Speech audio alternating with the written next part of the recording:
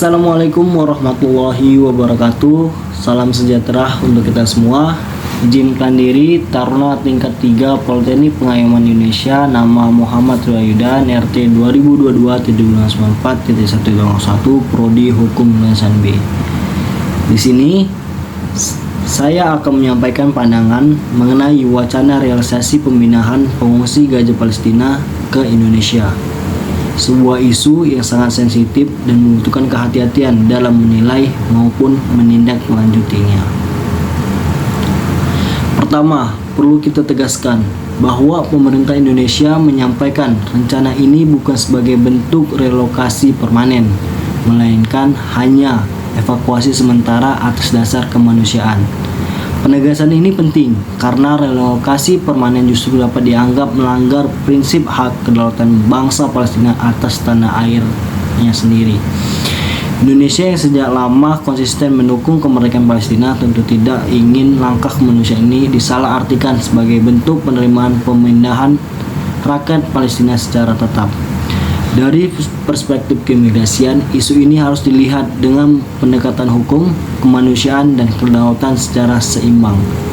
Berdasarkan Undang-Undang Nomor 6 Tahun 2011 tentang keimigrasian, setiap orang asing yang masuk wilayah Indonesia wajib melalui pemeriksaan dan izin keimigrasian yang sah. Selain itu, Peraturan Presiden Nomor 125 Tahun 2016 tentang penanganan pengungsi dari luar negeri menjadi payung hukum utama yang mengatur mekanisme perlindungan sementara, karena Indonesia belum meratifikasi Konvensi Pengungsi maupun Protokol 1967. Artinya, posisi Indonesia dalam isu pengungsi bersifat kemanusiaan tanpa komitmen hukum internasional penuh.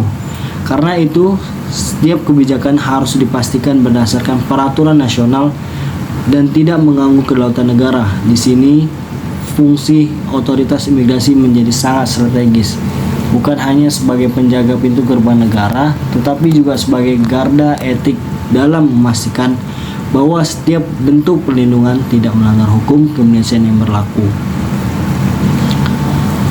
Namun, di sisi lain, kita juga tidak bisa menutup mata terhadap nilai-nilai kemanusiaan universal.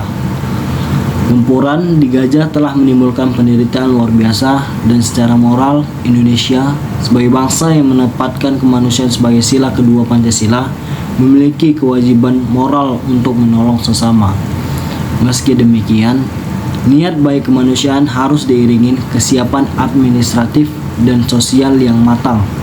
Pertimbangan seperti lokasi penampungan kesehatan, keamanan, serta status hukum sementara pengungsi harus dirancang dengan jelas. Jangan sampai kebijakan yang didorong oleh empati justru menimbulkan tantangan baru bagi keamanan nasional dan kohesi sosial. Dalam konteks ini, koordinasi lintas lembaga sangat penting antara Kementerian Luar Negeri, Kementerian Hukum dan HAM, Kementerian Sosial, TNI, serta lembaga kemanusiaan internasional seperti UNHCR dan IOM.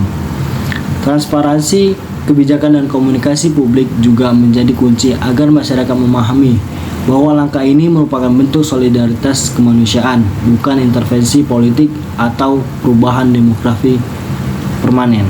Sebagai penutup, saya percaya bahwa Indonesia mampu menunjukkan wajah kemanusiaan yang berdaulat, menolong tanpa kehilangan prinsip hukum, dan bersimpati tanpa melupakan realitas geopolitik.